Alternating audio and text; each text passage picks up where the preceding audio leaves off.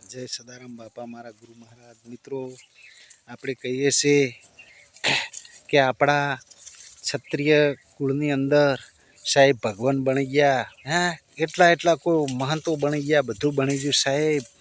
તો આપણે એના ત્રીજા ભાગને નહીં પણ પોષમાં નહીં 10મા ભાગનું આપણે કરી રહ્યા નથી સાહેબ।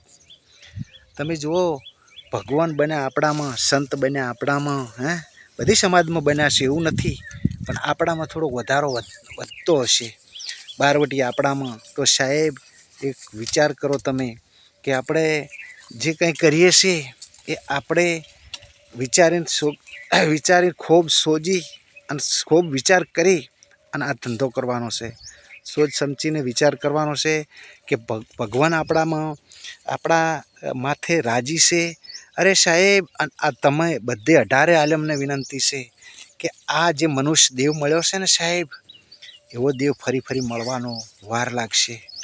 અને જો ઓમાં આપણે સક્ષિત થા, કહેવત છે કે નોકરીમાં પાસ થયા તો સાહેબ ફેર મળવાની તાકાત કદાચ રહેશે, બાકી તો આશા છોડી દેજો।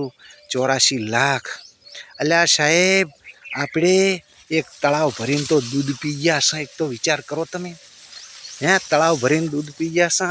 આપણા 1,84,84 લાખ અવતાર ધર્યા છે આપણે, અને 84 માયોથી છે, 84 માયાને આપણે ધાયા છે, અને આ મનુષ્ય દેવ મળ્યો છે। અને ઓમાં જો સૂકી ગયા તો મરી ગયા, બીજામાં કોઈ ભજન થાય એવું નહીં, કોઈ સારું કાર્ય થાય એવું નહીં, આ કાયાની અંદર કાર્ય થાય એવું છે। એટલે ખાસ મારી વિનંતી છે સાહેબ, નેનો માણસ આપણી સંપલની રેત જેવો ઝેણો માણસ થઈને સાહેબ એટલું કહું છું કે મારા નાથથી બિયાજો અને કાંઈક સારું કાર્ય કરજો તો તમારો ઉદ્ધાર થઈ જશે। આ વિડીયોને આગળ વધારજો, શેર કરજો, ફોલો કરજો, લાઈક આલજો, મારા ગુરુ મહારાજ સદારામ બાપાનું નામ લેજો ને લેજો।